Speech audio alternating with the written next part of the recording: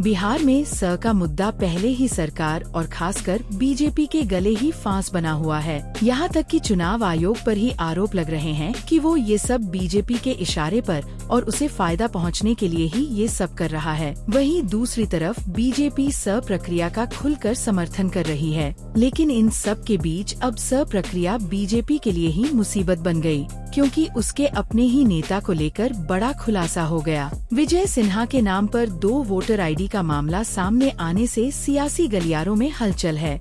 उप मुख्यमंत्री के दोनों एपिक नंबर सोशल मीडिया पर वायरल हो रहे हैं। इनमें एक एपिक लखीसराय पैतृक गांव का है, जबकि दूसरा पटना में बांकीपुर विधानसभा क्षेत्र का है, जिसके बाद से विपक्ष ने बीजेपी और चुनाव आयोग दोनों के खिलाफ मोर्चा खोल दिया। कांग्रेस ने तो विजय सिन्हा को सबसे बड़ा फ्रॉड ही बता दिया और चुनाव आयोग पर सवालों की बौछार कर दी। कांग्रेस ने पूछा कि महत्वपूर्ण सवाल है कि ये कैसे हुआ, क्या वे पिछले चुनावों में दोनों जगह वोट दे रहे थे?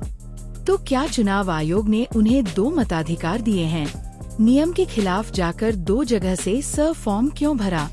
चुनाव आयोग ने 2 जगह से नाम कैसे ड्राफ्ट में डाल दिया? कब होगी इस फ्रॉड पर एफआईआर? कब होगा इस्तीफा?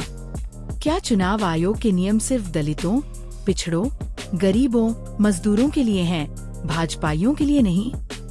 यही नहीं, आरजेडी भी हमलावर है। नतीजा, चुनाव आयोग दबाव में आया और भारतीय जनता पार्टी भाजपा के वरिष्ठ नेता और बिहार के उप मुख्यमंत्री विजय कुमार सिन्हा को कथित तौर पर 2 मतदाता पहचान पत्र रखने और 2 स्थानों पर मतदाता के रूप में पंजीकृत होने के लिए नोटिस जारी किया। चुनाव आयोग ने कहा कि उनका नाम राज्य के बांकीपुर और लखीसराय दोनों विधानसभा क्षेत्रों की वोटर लिस्ट में पाया गया है। चुनाव आयोग ने उप मुख्यमंत्री से इस मामले पर 14 अगस्त तक अपना जवाब देने को कहा है। नोटिस में लिखा है कि हमारे संज्ञान में आया है कि आपका नाम विशेष गहन पुनरीक्षण 2025 के दौरान प्रकाशित प्रारूप निर्वाचक सूची 182 बांकीपुर विधानसभा निर्वाचक क्षेत्र के मतदान केंद्र सं 405 मतदाता सूची क्रम संख्या 757 ईपिक नंबर AF08534341 पर अंकित है तथा इसके अतिरिक्त 168 लखीसराय विधानसभा क्षेत्र लखीसराय ईपिक नंबर IF39393337 में भी अंकित है। इसके साथ ही विशेष गहन पुनरीक्षण के पूर्व में भी दोनों जगह आपका नाम अंकित पाया गया है। इस संबंध में अपना जवाब 14 अगस्त 2025 को शाम 5 बजे तक प्रस्तुत करें, ताकि आगे उचित कार्रवाई की जा सके। लेकिन इसके साथ ही एक सवाल ये भी खड़ा हो गया है कि क्या चुनाव आयोग के इस नोटिस के खिलाफ बिहार पुलिस आगे कोई एक्शन भी लेगी? क्या नीतीश कुमार विजय सिन्हा के खिलाफ कोई कदम उठाएंगे? क्योंकि राज्य में गृह मंत्रालय नीतीश के पास ही है, ऐसे में सभी की निगाहें उन्हीं पर हैं। हालांकि इसको लेकर कुछ जानकारों का कहना है कि नीतीश और बीजेपी के बीच जिस तरह से खींचतान चल रही है, उसे देखते हुए वो एक्शन ले सकते हैं। इतना ही नहीं, विजय सिन्हा के बयानों ने ही नीतीश कुमार और बीजेपी के बीच चल रही खींचतान में आग में घी का काम किया है।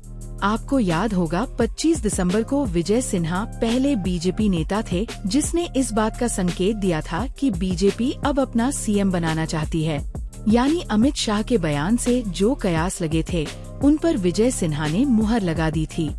ऐसे में अब नीतीश के हाथ बड़ा मौका लग गया है और वो अब या तो बीजेपी आलाकमान पर दबाव बना सकते हैं या विजय सिन्हा के खिलाफ एक्शन ले सकते हैं। अब इस मामले पर डिप्टी सीएम ने प्रतिक्रिया भी दी है।